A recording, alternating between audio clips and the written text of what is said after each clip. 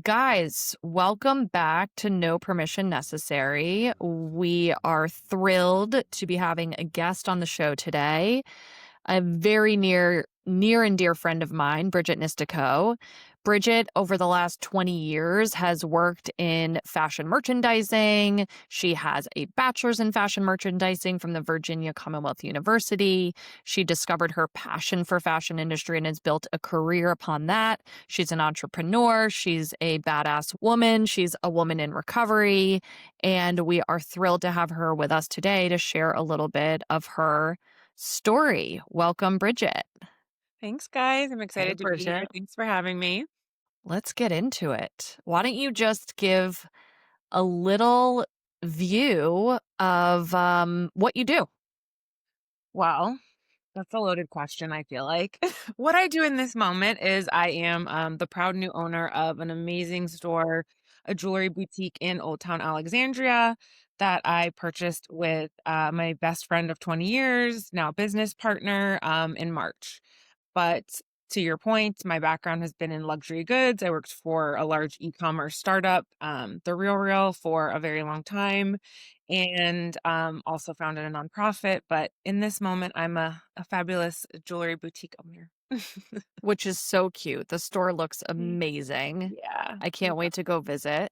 yeah, And you were, I mean, I think Bridget's not giving herself enough credit where credit's due. You were one of the first 10 employees of The Real, which is now a yes. publicly traded company. I was one of the first employees and I helped the company IPO. I actually got to help ring the bell at NASDAQ, and that was a very proud moment of mine. So, Yeah. yeah. Talk to us a little bit about that. What was that experience like and being one of the first? Because I think a Yeah. lot of the people that listen to this show are in small businesses, like Mhm. can't like that's a whole nother level of, Yeah. getting to That Wall was Street. that was a very surreal moment. So, I'll kind of start a little bit at the beginning, but keep it a little bit brief. So, my background was in fashion. I was working for Nordstrom at the time when I was recruited for The Real. So, The Real is a luxury e-commerce marketplace before that was a thing. So back then in, oh my God, I don't even know what year. Was it like 2012?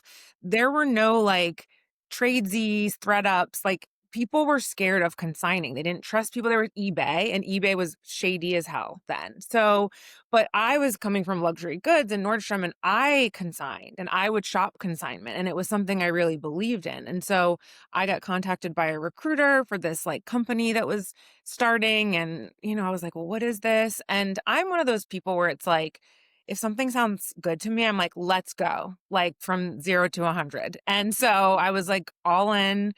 I got the job. It was a dream come true. I actually manifested this position.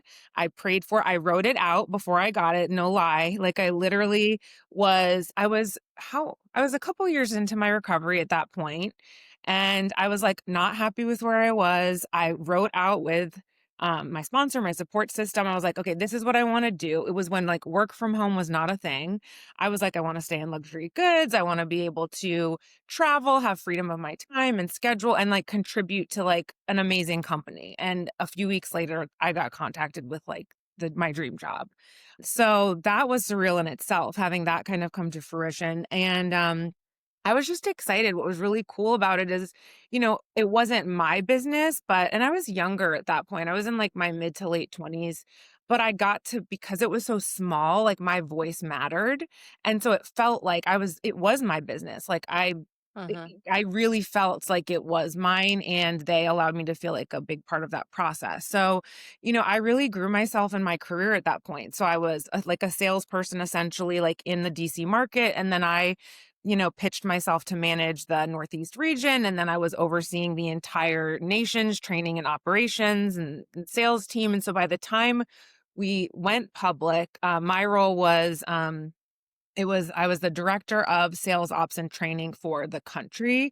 And just, I remember standing there because you have to think like, this is our goal for what it was like 10 years at that point that I was with the company, and you're just working towards it. You talk about it all the time. And then there was only, I think, maybe 30 of us that got to be there. And I have pictures from it. And it was just, I remember like looking out and just being like, like, it was one of those moments you just never forget. So, it was a very proud moment in my career, and one that I really, really I'm grateful for everything I've learned there, and it's helped me kind of transition into being my own entrepreneur and business owner at this point, so.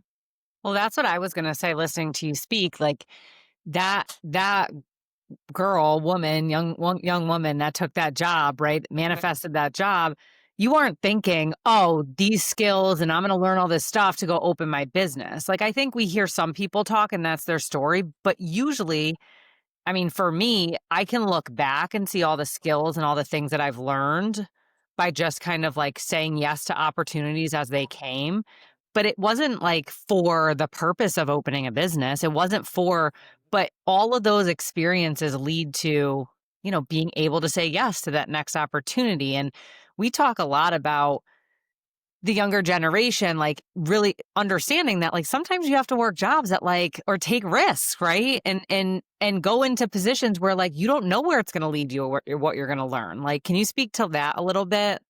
Yeah, that is like my life motto. Molly knows that about me. I'm like, "Oh, I got contacted about this thing. I'm gonna do it." And then it all leads you to like these different places. And it's funny you brought this up because there's a young lady who has been working, part-time with us, but she's looking for like a full-time position, and she's very focused on like this like couple $1,000, which when you're early on in your career is huge, right? Like these in my mind tiny details, and I'm like, get your foot in the door, prove yourself. Like that's what I did at the Real Real. I literally was like, I wanna be a part of this. Like, I have, like, chills right now talking about it. I just knew that, like, I love business. Like, I love business. I'm really good at helping take, like, a big idea and implement it. And so for me, I did get my MBA. So I got my MBA while I was at the Real Real, but I really didn't need my MBA because literally I got it helping grow that company.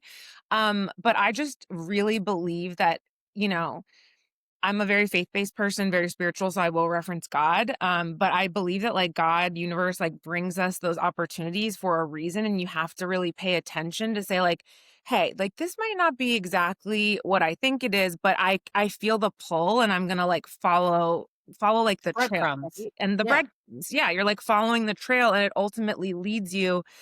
I had a friend from high school that I haven't seen in a very long time, and he stopped by the store yesterday. And in high school, I was like a hot ass mess. And he's been kind of following my journey. And we were standing there, and I was like, if I had to imagine what I would be doing like for my life, like this is it. And I wouldn't have gotten here if I didn't say yes to those things. And I've said yes. We're not even talking about the stuff I've said yes to that, like, Bridget has said yes to so many I things. girl, I might be bougie and like a certain way, but like one thing is I will humble myself and I work my ass off because I just know that like it's there for a reason and it'll all like the path will ultimately lead to what I know it's supposed to be. I might not know, I'm doing like air quotes, know what it's supposed to be, but it's to get to like my soul wants to do, which is right now I'm kind of living it. But yes, I didn't know I wanted to own a jewelry store back then. I knew I loved business. I knew I loved luxury goods, and I knew I really wanted to learn from someone. And my former CEO of The Real World, Julie Wainwright, is such an inspiration to me. You guys should look up her story, but she founded pets.com, which went like defunct in like the AOL era, and she lost everything. And she rebuilt The Mm. Real World in her late 50s, early 60s, and now is a multimillionaire. So I was Well, like, I want to learn from her.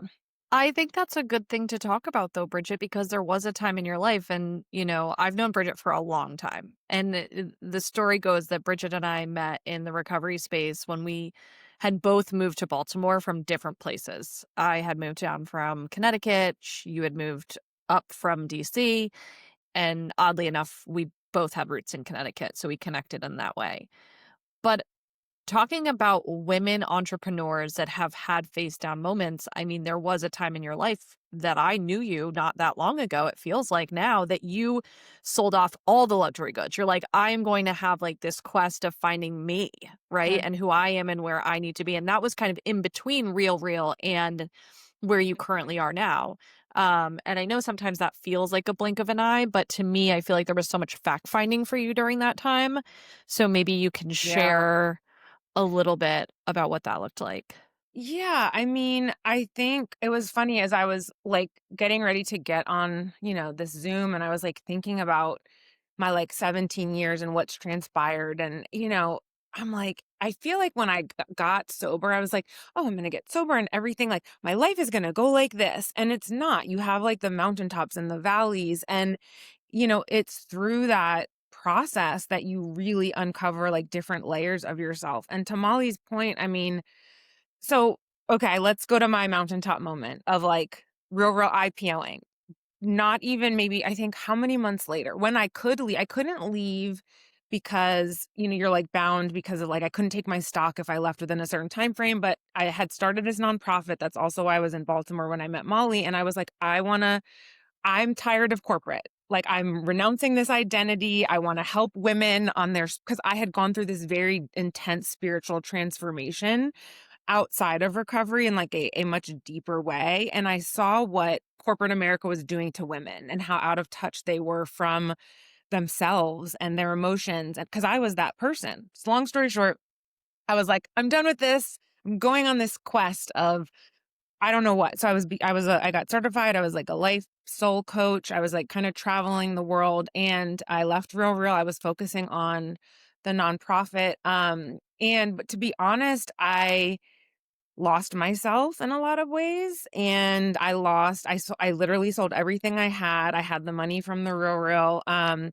was trying to figure out what I wanted to do. And I thought that's the life that I wanted, but I found that I really like renounced a lot of who I was at my core, which was this woman that loved business and like all of these things. And I was looking down on it a lot. And I mean, I hit a bottom. I mean, I was on my knees. Like I didn't know who I was. I remember talking to Molly and I was like, who am I? Like my life is over. Like it just really went downhill. And from that point, I ended up kind of going back up the mountain and following some Rebuilding. breadcrumbs, rebuilding. I had to rebuild my entire life. I lost everything. So, What do you think? I mean, did you lose everything or did you give it away? Because both. I gave it away, so I gave a lot away, but I still had a lot. I still had a lot to feel safe. Still had enough to feel like, okay, like I'm going to do this. This is what I want to do with my life. This is my focus. But I got into such a dark place spiritually and was dealing with some like mental health stuff. And I had a nervous breakdown. So through that process, I lost what I had left. Any semblance of my mental health, any semblance of my emotional well-being, my financial support, my identity. Like the woman you see now, I mean, I can't even recognize myself when I look back at that point. So I gave it away to try and focus on what I thought I wanted for my life, and then ended up spiraling and having like a mental health crisis, and subsequently lost everything and had to restart my entire life as if I was getting sober again, because it was emotional and spiritual and then financial and career wise and everything. I'm just curious, what led to you wanting to renounce that identity? Was there something that happened, or I was because that's a big shift. That's yeah, like a big shift to be like corporate America, like I don't want anything to do with that anymore. yeah.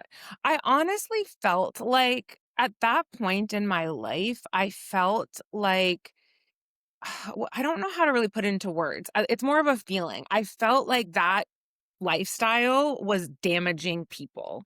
I watched when a company goes public, right? You now have people you're accountable to, and the decisions that were being made were so I remember one time fighting for something I really believed in because I knew how it was going to affect my team.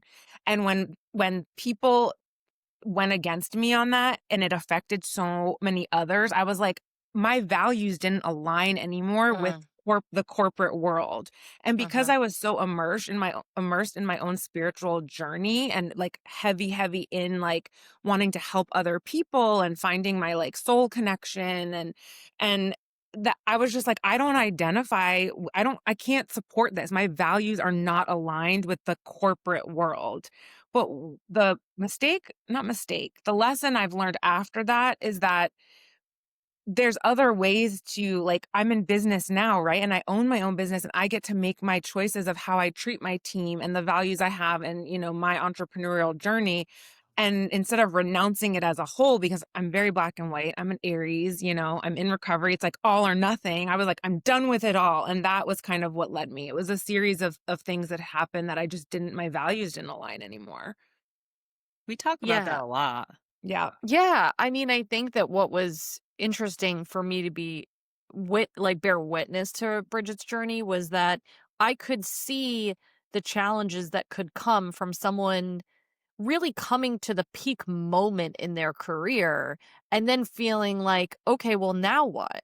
Right? Because there is this build up to getting to this almost like graduation place, right? Mhm. I kind of equate it to you graduate high school, but then if you don't go to college, it's like not as equally celebrated, right? So it's kind of the same trajectory. It was she graduated from this position and kind of onto the next. And then it was like, well, what does that look like if that's not my identity anymore, right? Right. And it's something that even I was talking about yesterday, the things that we miss about the larger organizational structure, because there is something that's so powerful in that, right? Mhm. The training opportunities, the ability to skin our knees, building camaraderie, having cohesion with other people.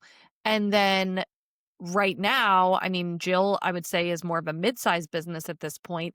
But for Bridget and I having more smaller businesses, I do miss that bigger team Mhm. approach, right? There is this shift that happens when you're in a smaller agency or boutique or, you know, business. I don't know. I think that's just an adjustment, and it's been an adjustment for me in a big way. I just got back from doing a 2-day training with a center down in Florida, and I got to train like 30 staff. And I texted Jill. I was like, it was awesome. Like I Mhm. miss that. I miss being in a big team, Yeah. and I also don't miss the late night, never ending. Yeah. You know, being on call. Yes. Agree. Yeah, I basically I didn't realize how much I loved it also. I only was looking at, like, kind of I would say, like, from a more negative viewpoint, Hmm. and, I didn't realize how much I loved about it also, and the skill set I learned from growing an organization from, like, 10 people to, like, several thousand. And how I can now I mean, everything I've learned that applies to so many areas of my life, yeah, I do miss it sometimes, I will say that. I mean, I definitely do. I love the place that I'm in now, but, What are yeah, some of those lessons that you feel like you took from the corporate structure and experience that you had and now that carry into running your own business? it kinda goes back to what we were talking about earlier, like, following the breadcrumbs. I feel like and you guys know, it's like you testing things, right? Like, okay, here's the problem. What are the ways that we're going to approach finding a solution for this? And so I think when you're in a like larger organization, even though it started small, like you have a team, you can, I'm just like, I love whiteboarding, like getting in the whiteboard and like mapping out all these things and coming up with different ideas and like that process of solution finding and creating, new pathways for the business that helped me tremendously because now it's me. I mean, my business partner is amazing, my best friend, but she has multiple businesses. So really Mm, this is like she's not a silent partner by any means, but like this is my baby. And so if I mhm. didn't have all that skill set, I'm whiteboarding myself right now. Like Yeah. when you don't know what that process is like of what you need to Mhm. do when you're having a miss for your month, like last month was really hard. And so I'm sitting there, all right, girl, what are we gonna do this month? Like Mm. that to me is something now I can do because I had that experience of doing it in that environment in a larger, organization with more people. That's one, I would say. Jill, I feel like that's something that, you've had to kind of tease out too. I mean, Jill comes from a place of building two businesses kind of simultaneously at this point. And so, what have been some of those parallels that you've also seen when you're feeling kind of looking back on either errors or challenges? Like, how do you move through and hold yourself accountable? Because at the end of the day, right, like you may have business partners, but you're really only able to take that accountability for yourself. And what does that look like when maybe your partner is not, maybe you need more from them? How do you ask for more from them? I know I'm in one of those spaces currently. I mean, I think, to the point of being an entrepreneur of multiple businesses, like you you have totally separate dynamics with the different teams, right? And so in one business it's I'm a sole owner, in another business I have partners, and you know, being able to communicate when you need help is really important. I know at the beginning of this week I was like, "Hey guys, like I'm there for the things on my calendar," which honestly, I was like, my calendar was automatically declining meetings. Maybe it was to protect me. I don't know. But there was like a ghost in my calendar. It was just declining meetings. People are like, "Hey, are you showing up?" I'm like, if it's not on my calendar, it's not happening. Um, but, 100%. yeah, but communicating to them like, "Hey, guys, like, I'm in the weeds right now, and then just a heads up that let me know what you need from me because I will pull it together and I'll be there," and but also, like, I don't feel like I could have done that in that larger agency structure, to be honest with you. I think this was Mm, something that I learned from cultivating healthy dynamics in a team, and I learned that from the toxic dynamics because Mm. I think that in a larger organization, there's almost an expectation, and again, I think we're talking about 2 different industries, but that you're always on. When I was in that mhm. larger agency, it was just expected because you have so many people vying for your position, and if you're not gonna be on all the time, somebody else Somebody will. else is going to be. So I think there was more pressure, and it wasn't really talked about how draining that was. Whereas now, I'll tell my partners, I have one that I'm an early bird. I'll start working at 5:30 in the morning. My partner, she'll start working at 5:30 in the evening. I will have to tell her at some point, I'm clocking out. Talk to me tomorrow, talk to me Monday. I'm not working anymore. That wasn't allowed in the larger corporate structure in an agency. Yeah, what was that like at the Real and then kinda going through that transition being your own. Yeah. I know there was a gap here, so I think, there was a lot of self-discovery that came with it, but I still think Yeah. there's probably a decent amount of Oh, yeah, parallel. It's like definitely. you get back it's like you're riding a bike, you get right back Yeah. into it. Yeah, Yeah. and I mean, I was back in working for someone else before, purchasing this business, but, I'm having, like, memory bubbles now. I'm like, "Why did I leave?" And it's like, I worked all the time. You're taking a Yeah. company public. Like, girl, you're not. I worked, and you have to think because I was climbing the corporate ladder, but I worked 24. I remember one time I went on a vacation and I worked the entire vacation and, like, people were like, "What?" Like, and I can't, like, I have to work, and I have so many boundaries now at this point, like, even Mm. Yeah. not even just from owning my own business, but even before this, like, just, like, to your point, like, it's like, no, like, I'm not burning myself out because if I do that, I'm gonna hit the bottom that I was at, and I'm no good to anyone, right?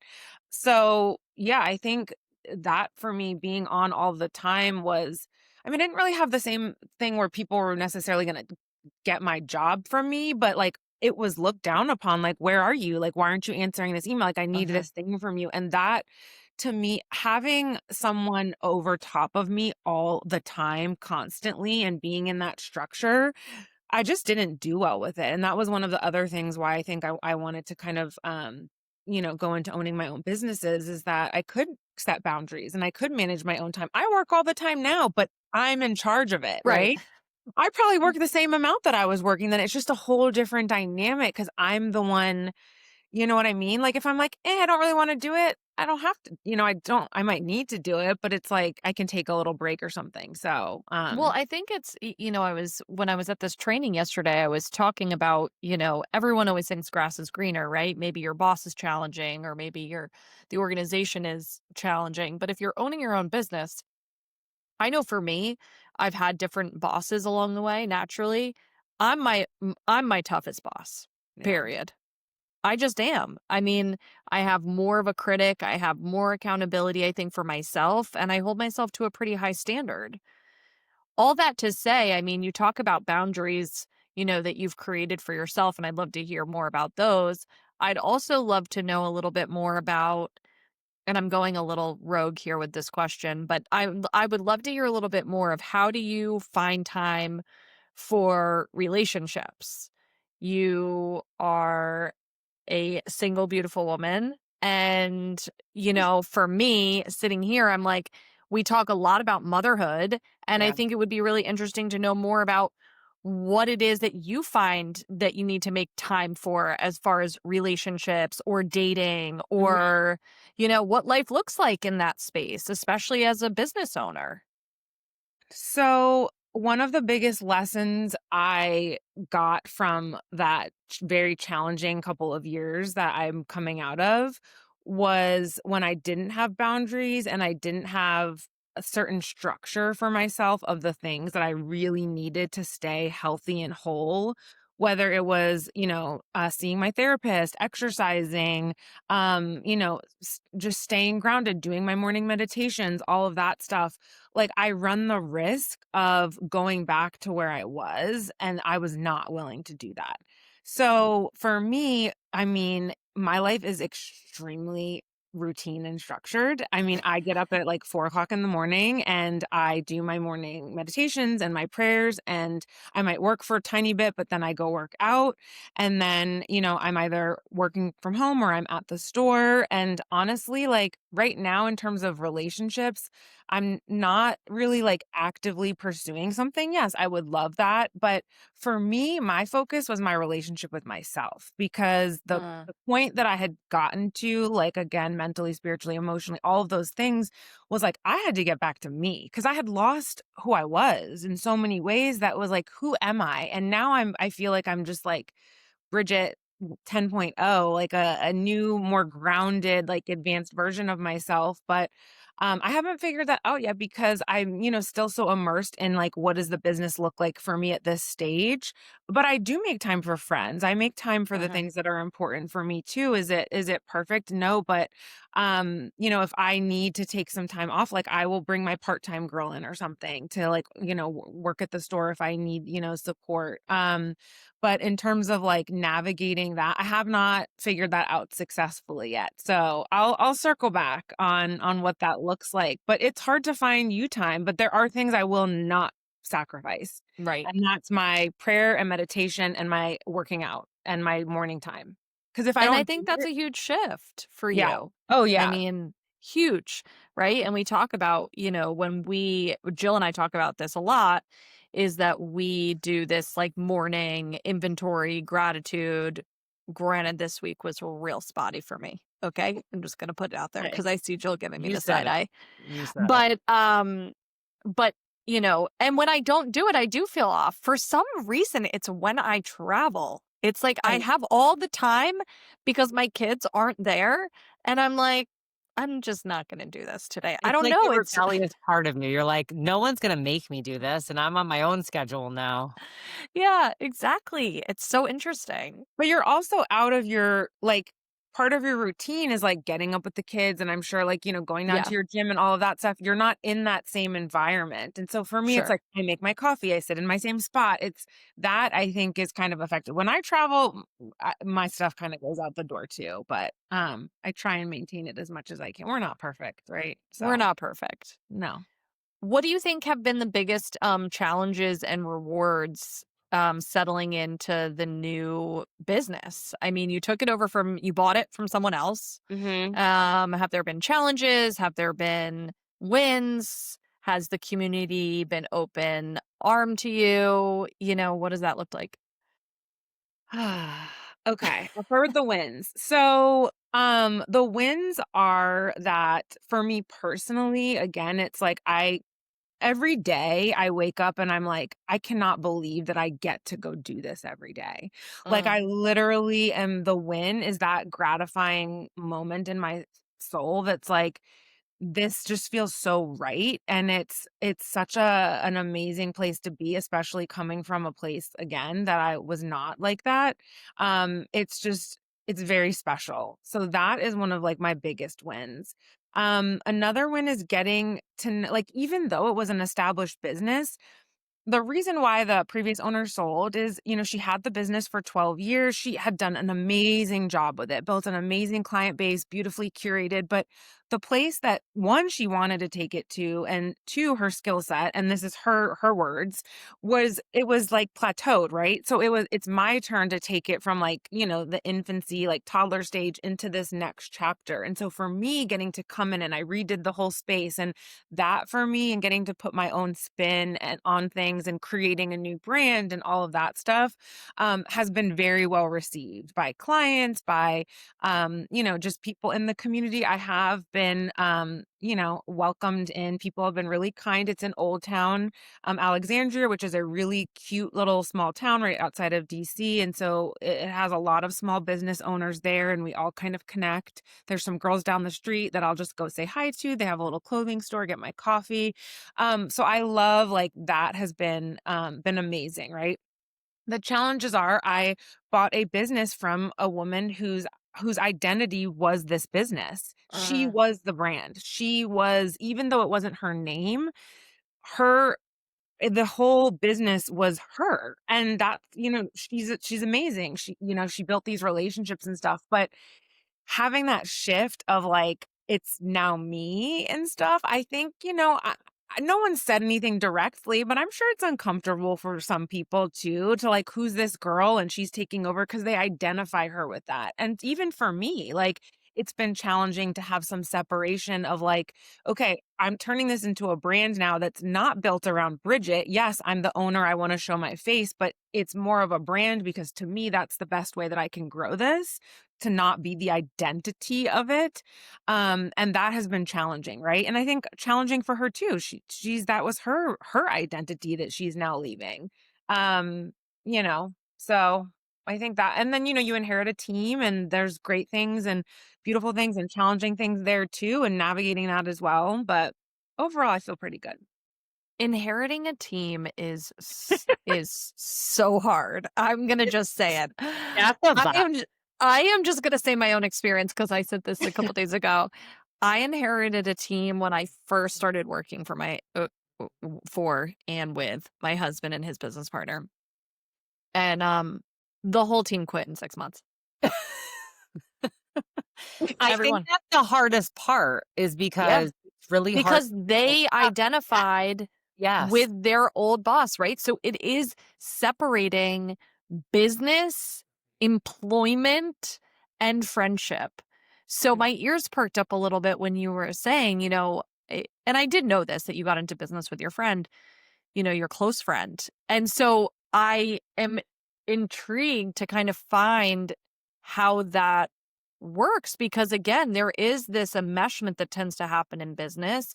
And how do we separate, this is the organization and this is the North Star of the organization. This isn't my North Star. There's two different things happening there, right? You have your own mission and vision for your life, and then you have a mission and vision for the business, right? So I don't have the answers. I'm just putting Yeah. it out there. It's funny you're bringing that up because when you guys were talking about like your business partners and stuff, I was thinking like Rosie is my business partner. We've met in college. We've been best friends for 20 years. We're sisters, at this point. So, like with family and anything, it's like you go through in life outside of business, like the times when you really don't like that person and you don't want to be around them. And like, we've had seasons of that ourselves. We had a really tough conversation last week. And, I'm a straight shooter. I had to say to her, like, girl, like, you're telling me you want to help me. And when I ask for help, I'm having to then give you all the things to organize you so you can give me the help that I need. At that point, I could have done it 10 times faster. You know what I mean? And so that's hard because we're friends. And so it's hard to separate that. Like, I'm a very business. I don't typically, and Molly, you know this about me. I'm Yeah. not friends with people at work. That is one thing I am not. So not everyone agrees with me on that. I do not. I am friendly. I care about people tremendously. I want to take care of my team. That is Mhm. they are the business. They are the family. But in terms of my personal life, like I keep those things very separate. So having a business partner that is my best friend is not easy because we're very different people and we have different ways that we navigate life, and we both might not always agree with how we do things. And so sometimes those things that might bother us can translate into like if she's frustrated or I'm frustrated into that dynamic. And the other day I was just honest with her and I was like, it was funny because I was like, you hurt my feelings. And I was like, but wait, like this is also business. But like my feelings were hurt because I felt like she wasn't caring for me as a friend because I'm out here hustling and stressed and needing help. But business wise, like you're my partner and you need to do your job. There's an At- expectation. Yeah. yeah. I think I Jill think can. it, well, this is, I'm, Uh-oh. such a, such a trigger right now. I'm triggered. Now I got to hear this That's so story. good. Let's get into it, as Harry would say. So I have a lot of personal relationships with my staff. I have many staff that have followed me from agency settings to be my employees here. And I've kept a lot of relationship. My two business partners I've been friends with for the better part of a decade, right? So they've seen my kids grow up. I've seen their child grow up. Like we've just have been friends for a long time. So I think I've always prided myself as being able to separate personal from business or from work. However, I think I've had this experience over the last couple of weeks where I'm like, shit, like I wasn't as good as I thought I was. Like I definitely made decisions based on the personal relationship that if it was just business, I would have made a different decision, right? Different decision. Yeah. A different decision. I would have definitely done things differently. And I think it goes back to the expectation. Part of that is what we've been talking about here is like having those frank conversations. Like when we were forming this new business, me and my partners, like we had to have some really tough conversations. We sat at tables, there's been tears, there's been raised voices, there's been times where like I don't even want to look at these people, right? And I'm sure they felt the same about me at some points. Like we're dealing with our personalities in a different way now. When we're talking about money, we're talking about financial security, we're talking about, and everybody manages that differently on a personal level. So it's a charged conversation when we're talking about the business, especially when that's Mhm. like your baby, right? I will say that the biggest thing, especially as a business owner, small business owner, mid-sized business owner, like a lot of your team becomes your family in a lot of ways. Like it's different than when you're in a big agency and you're like, yeah, I go home, I don't need to mess with these people anymore. But when it's your sweat tears, like that's your baby paying everybody's paycheck, like you feel a responsibility in a different way for your team when it's a small business, is my feeling. And I also think, and this is not, maybe it's universal for Bridget as well, but I think there's also this underbelly in behavioral health, especially, that just more is shared amongst staff, which at times I question all heavily, about things that are shared in the workplace. And so I think and I think that, simultaneously probably does go for, a business like Bridget has as well, to really kind of model what is the way to grow in business and what is appropriate professionally versus personally, right? And so Well, I women think that are much more emotional beings as well. So when you have women leadership, I think we do attract a decent amount of spillover, I would say, right? Where people want to potentially overshare or suggest that we fix things for them because of that, like almost maternal nature. And it really starts to blur the line because you do feel empathy for these, for your staff or for your colleagues. But there does have to be a line. I mean, I love where Bridget kind of called her out, called herself out on that. Like, how can I address that my feelings were hurt, but also my expectations are valid? This is a business. But I think that's where you have that real conversation. I think towards the end, I started, when I say the end, I just had a culmination of things where this last week has been tough business wise, where a key staff left. Mm. And now I'm working 5 jobs, it feels like, but that's what happens when you're the owner. right? Like you were saying before, it's like we're in a time of stress right now where I have to pick up the pieces, right? Like there's no, I'm the backstop. There's no one behind me to do it. Um, but I will say that it's having those tough conversations around like, all right, like I acknowledge and I can be empathetic to what your position is, but we have to pull the curtain back, and this is what the business needs.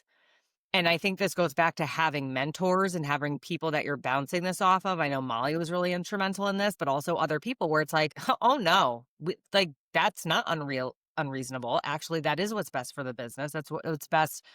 And that's what you have to do because again, I don't know about you, Bridget, but like we don't have an HR.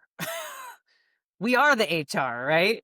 I mean, I have an HR consultant, right? But like at the end of the day, in an agency setting, I went to the HR office and said, what's the best thing to do? And I Yeah, let them clean it tell up. me an answer. Yeah. It's just me, you know? I think because we all have years of time in, recovery. And I was thinking, when you were saying behavioral health, Molly, like the nature of the work you guys do is very open emotionally. So I'm sure that's why people you're working with might tend to be more like that. But I think too, like, I don't know. I don't think I'm cold by any means. Like, I really do care for people, but I've just always had that like line, and I don't know what it is, but it's the person that I bought the business from. One of the things she said was, I cannot separate things.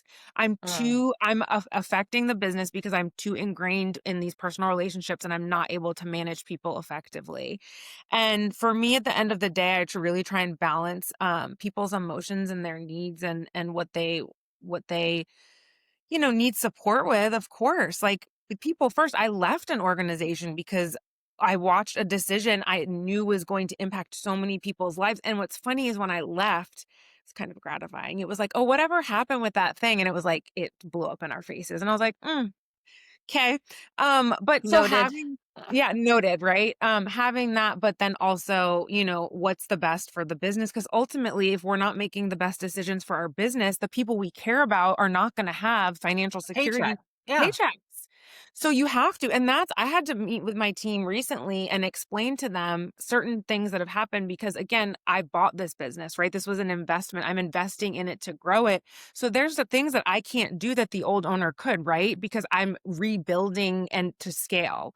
But I think if you're transparent about why you're making those decisions for the business, that again is caring for your staff because you might not be giving them what they want or think they want or need, but you're being transparent enough so they can see the bigger picture of why you have to make this challenging decision because it's really for their benefit, even if they might not understand it. And that is one thing I will always do. I'm like, I will listen to you. I will hear you out. We will work together, but I'm not always going to agree with you, but I will tell you why I'm making the decision I make. So, and I will involve them in the process. I will never Yes. make a decision without involving my team. Like I will get their buy-in, but I'm ultimately the decision maker. So, and then to the HR point, it's like, thankfully, again, we all have years of experience of working through emotions and navigating those types of things. And in the nature of the work that you do that, hopefully we can kind of be HR when we need to, more so than other people who don't have that, Don't are have the able. barometer. Yeah. I remember Bridget called me one day. She's like, "What do you think about me going to work in behavioral health?" I said, "Absolutely not. Do not do it." I was like, I'd be great at it. She was like, no. No. Bridget just has such a strong skill set in so many ways. Like we do, each of us do. But I think that that's a really hard piece about where we sit at times, Jill, is that saying what somebody needs versus what they want is a moral compass that we have. I think all three of us really do that well.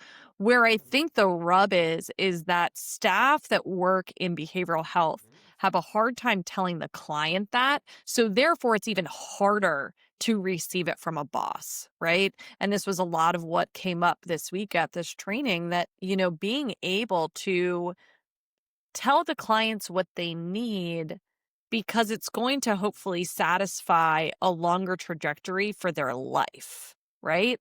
But if you think about that in terms of business too, telling somebody what they need versus what they want to hear also does the same thing. It launches them on a trajectory. I had to have a Or hard what you conversation. eat. Yeah, right. And I had to have a hard conversation, this morning, similar, where there was, a lot of kind of dragging feet on making a hard decision about someone maybe not being in the right seat anymore in in our business. And, what happened was that we're doing that person a disservice, right? That's where that ends up. That we're not giving the launching pad for them to get where they want to go if we can't provide that and if it's not a match. So again, it's this Yeah. constant reminder to identify what the need is in the business, see if that need is being met, and see if that person can satisfy that need with the right infrastructure. And if the infrastructure isn't there, especially in a small business, because some people may need more experience in an agency, in a larger company, right? Because they need to gain the skill set that we did by grinding for over a decade, People don't want to do that anymore, though, Molly.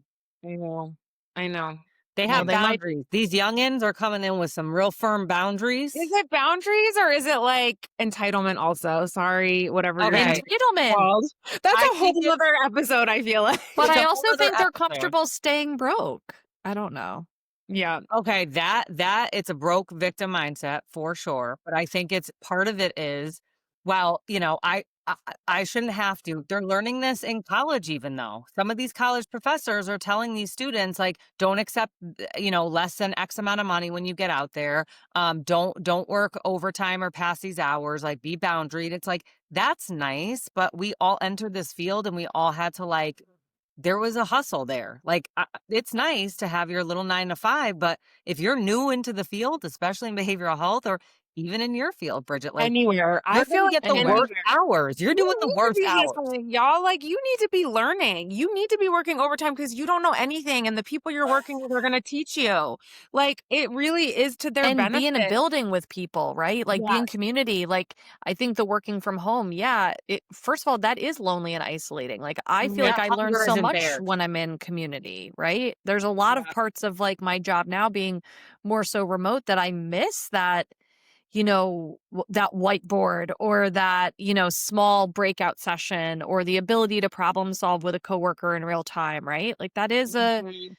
you can't generate or manufacture that experience behind a screen. We definitely No, no. One thing you said I want to touch on before I forget too, Molly, when you were talking about like doing, a service to people by, making those challenging decisions. I think the last piece I want to add to that too is that I had to learn in my career growth was like trusting ourselves too as Mm, business owners. Like, to your point, Jill, like you're the backup. Like it's on you. Yes, you have business partners, you have Molly, you have people you can run things by, but that's your decision, right? Like if you're the one, we're the ones in charge, like it comes back on us whatever we decide. And I think the more we can really like connect with what feels right for us and in trusting ourselves, the even if emotions are involved, the easier it is to make those decisions. So self-trust for me was a huge thing I had to learn, especially the more and more people I was managing, like 40, 50, like all these people. And I'm like, I got to get here because I've got all these voices pulling me in so many different directions that if I'm not centered in my, yeah.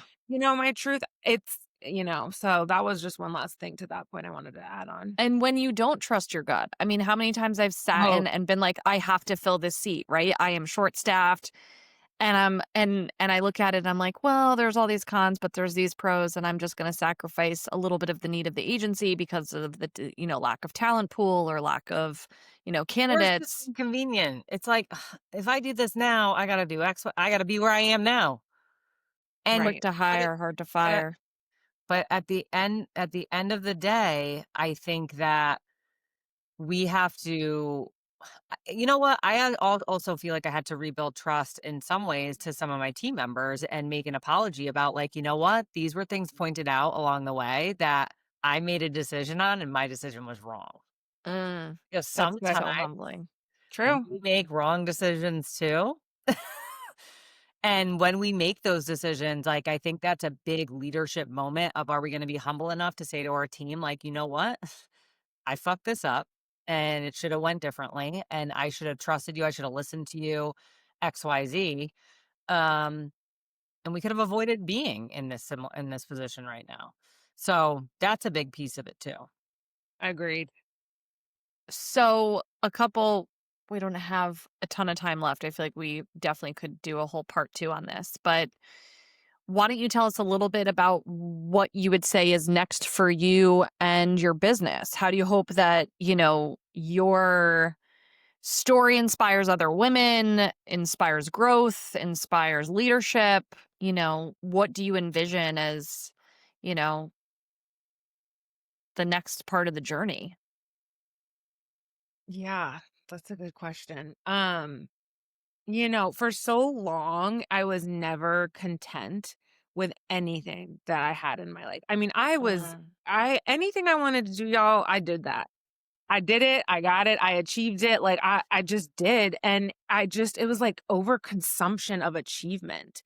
And that's also why I burned out. Nothing made me really happy anymore. And so I'm starting with this because like for once, and Molly, you've seen it. For once, I'm like I said, every day I get up, I go to my little coffee shop. I'm really happy. Like I'm like literally just in my moment of being at this chapter of my life. And so of course I have goals because I wouldn't be Bridget if I didn't want to do a next phase.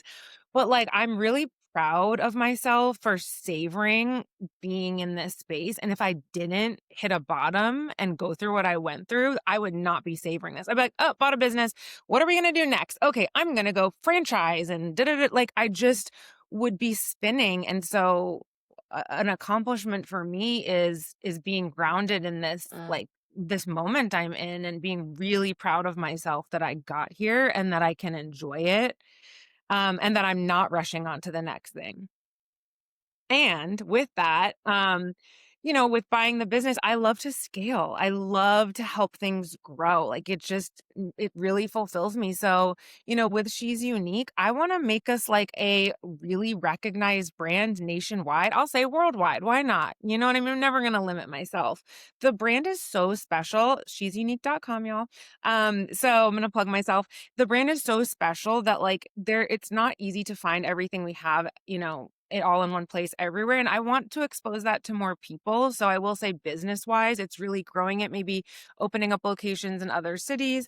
I also want to empower women. Like I know for me, when I took that job at the Real Real, I just looked at Julie and I was like again talking about like this different generation of like I want to learn everything. I want to be this woman.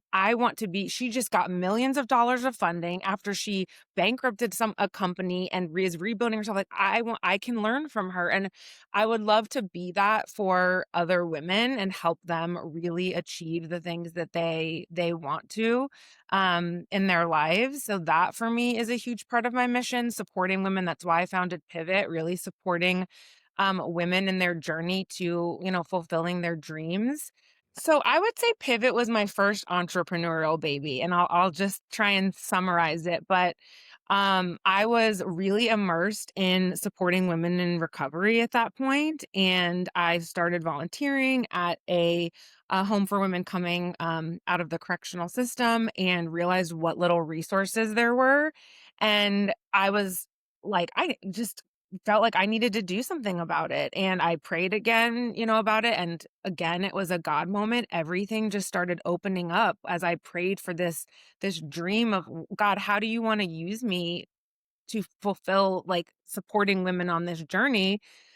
Long story short, I ended up moving to Baltimore. That's where I felt called to go. And a lot of doors opened there. I met my partner for Pivot, Emily Thompson. We got into a cohort at Johns Hopkins. It was just like one thing. I didn't really have to, I worked, I was present in doing the things, but like the doors opened for me to really start this organization to support women. And it's a comprehensive program where we provide services for women, job, readiness programming, financial literacy, mental health and wellness, family support. So it's comprehensive services.